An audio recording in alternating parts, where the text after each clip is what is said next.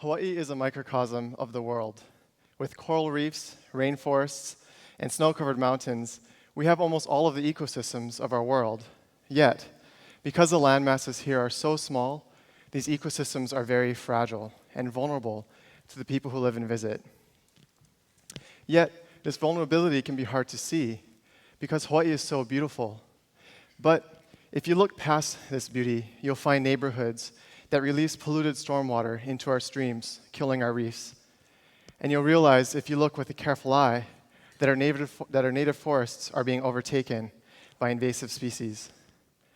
90% of our energy comes from fossil fuels, 90% of our food is imported, and 90% of the people who live here live in an urban area. Hawaii is at a tipping point, and we are vulnerable to a catastrophic environmental collapse. Yet, it was in this vulnerability that Hawaiians uncovered a clue, a piece of the puzzle that we need to solve our environmental crisis today. And what I'm talking about is a very sophisticated understanding of the watershed, which are the land areas that capture and filter our rainwater. And their knowledge of the watersheds were so advanced that they were able to transform them into a technology, the very tool by which they increased their resources and guided their political and economic processes. They did it so well that they were able to support a population of 1 million people, but the story of technology is also a story of their society overcoming an environmental crisis. 12 to 1,500 years ago, when peoples first settled Hawaii, their practices were not in harmony with this place because they did not understand the watershed. And they slashed and burned the forests, and their ecologies collapsed. People perished. But then something amazing happened. They began to understand the watershed. They began to understand the relationships between the rains and the forests, the wetlands that filter those rains, and the oceans that receive it. And by 1200 AD, in just 100 years, they're able to create a system that allowed them to live in harmony with their watersheds, ultimately to avert their environmental collapse. Now, this knowledge was possible because the ecosystems here are so small that you can actually watch the entire cycle of the watershed operating as a single system from mountain to ocean. And Hawaiians realized that the watershed was their most important resource, so they used that to organize everything about their economy and politics and culture. They used it to organize their island, and it became the base platform upon which everything operated. Where they lived, where they grew their food, their political districts, how their economy ran, all had to relate to one simple rule. It had to align with the watershed. It had to revolve around water, the very source of life on this island, on these islands. Today, this is completely different from how we do it. Today, we organize our islands according to different land use districts and different political districts, all which have different rules that do not relate back to the watershed. And so we've lost the connection between our built environment and the watershed, and we treat water as an effluent, a waste. But for Hawaiians, water was wealth. So they designed their infrastructure to honor that wealth. Their networks of fish ponds and wetland terraces were designed to plug into the natural hydrology of the watershed to facilitate its natural water flow, and became so advanced that eventually they were able to transform their entire watershed into the technology that they used to produce their food and increase their abundance.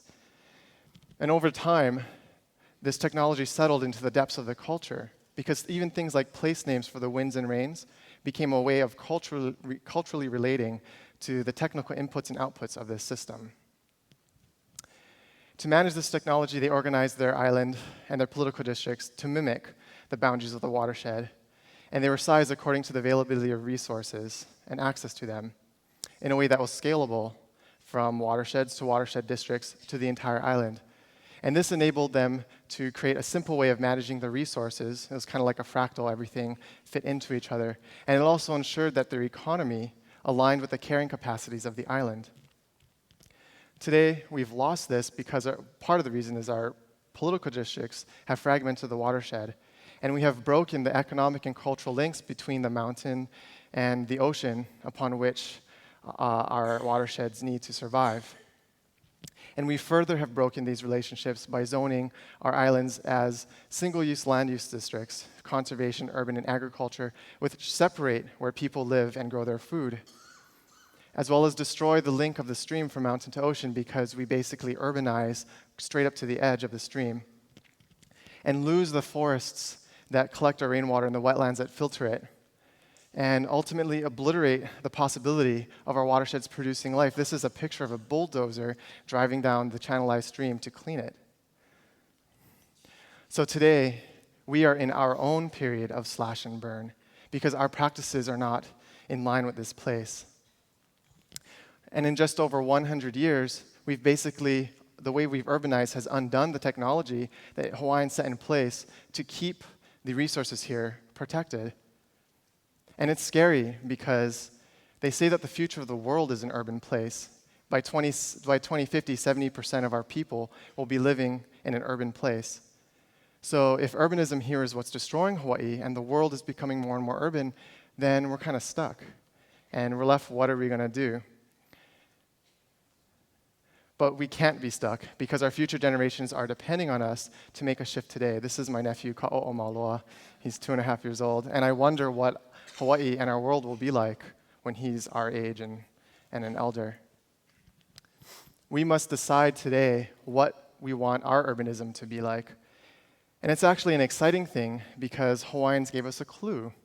They gave us a small piece of the puzzle, which is that we need to utilize our watersheds as part of the technology we use to increase our resources and guide our political and economic processes. What's also exciting about this technology is that although we may think of Hawaiians as a very rural and agricultural society because the fish ponds and taro patches and thatched huts make it look that way, they were actually an urban civilization. They were actually inherently urban peoples. And when I say urban, I'm not talking about the image of what we think of as urban, buildings and streets and congestion and all that stuff. What I'm talking about is a system of what it means to be urban, which is having a large-scale infrastructure, a political organization, density, and mixed uses. Hawaiians had all of these, it just looked different. It was a different kind of urbanism, and rightfully so, because it emerged from this place, which is unique. So as we move forward into our next 100 years, our goal is not necessarily to go back to what this urbanism was like, but to see how we can take this and move forward and advance it as the Hawaiians would have. So we know if our watersheds are our most important resources, and that we've destroyed those resources because we've basically urbanized from the shoreline up into the valley, and that our political districts are chopping things up, perhaps this is what the future of urbanism in Hawaii could look like. A place where everything about our built environment relates back to the watershed, relates back to the flow of water. In this diagram here, it shows the stream as a continuous portion, a publicly accessible resource from mountain to ocean. So if you think of Hawaii and our beaches, and how much our lives have been enriched because we have public access to these beaches, then take that away and imagine how horrible it would be if we didn't have access to these beaches.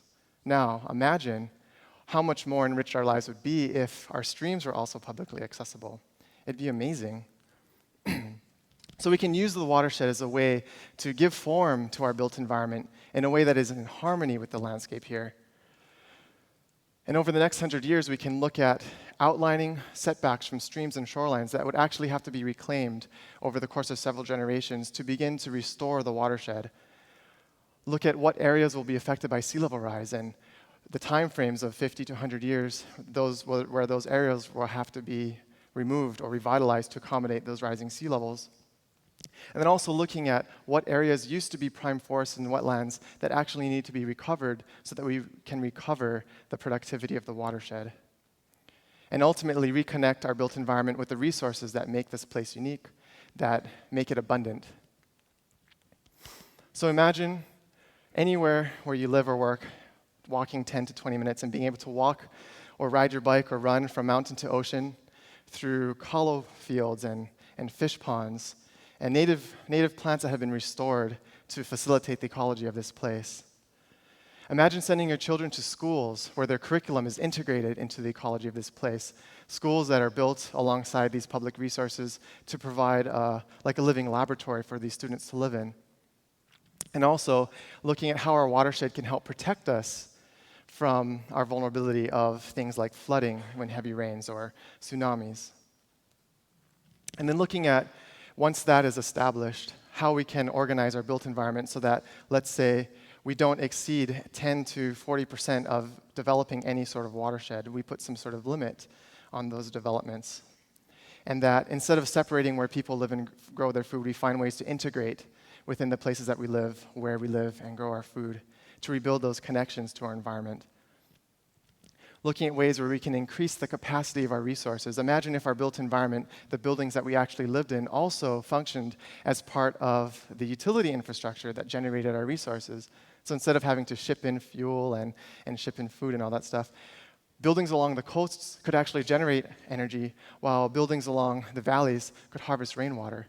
And we could begin to reestablish this economic and cultural transition of resources from mountain to ocean, just as kalo farmers would trade with the fishermen.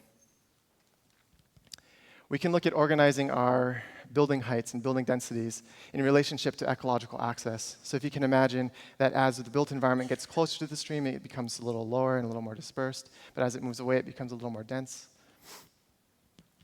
And then taking this idea of transit-oriented development and expanding it to something like place-oriented development, where our neighborhoods are organized around more than just train stations or bus stops, but farmers markets and schools, that schools and farmers markets actually become part of the resources that generate electricity and water and knowledge. And then what would it be like if we say that if every property is required to have access to a road, what if every property also is required to have access to a common agricultural area? How would that change the way we organize our city blocks? So this vision is just one of many ways that we can begin to integrate our watersheds and begin to reclaim that technology that was lost. It's not a utopian vision because it's based on it's a response to very apocalyptic situations that we're facing. And it's also something that is going to take a very long time. It's not something that is going to happen overnight. It's going to take several generations because we're talking about reclaiming areas that possibly should not have been built, which is very difficult. You don't want to tell Auntie she has to move out of her house tomorrow. But we have to start today. And for the rest of the world beyond Hawaii, this knowledge is important and it's useful because it provides a reference point to how we can reconnect to our watersheds. This is a map, actually, from 1890 of the United States, showing the states if they were to be drawn according to the watershed boundaries. But it never happened because the cultural that is necessary for this to be put into place didn't exist. But it exists here. The knowledge is live and very strong here today. So if Hawaii is a microcosm of the world, then it also provides a historical starting point for how we can begin to reconnect to our watersheds and our ecologies.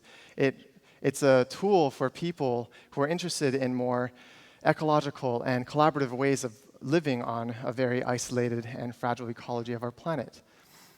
It's also a point of how we can use technology to begin to reconnect our political and economic and social processes to the ecologies that make each place unique, which is definitely where the world is headed to, because as our technological systems begin more and more to mimic natural biological systems, if it's technology that has pulled us away from nature, it's going to be technology to bring us back again. But until that point, you can help by getting to know your watershed. You can learn about the soil conservation districts. You can learn about where your water comes from. Where does the water you drink come from? You can look at maps and see where political districts of states or countries either transect or align with watersheds. And over time, we can begin to rebuild this knowledge of the watershed. If we get to a point where we can remember that the world we live in is nothing more than a watershed, that the cities and places we live, at the very core of that, the very core of this being, our being, is water, then perhaps we can find a way to keep Hawaii and our world paradise. Mahalo.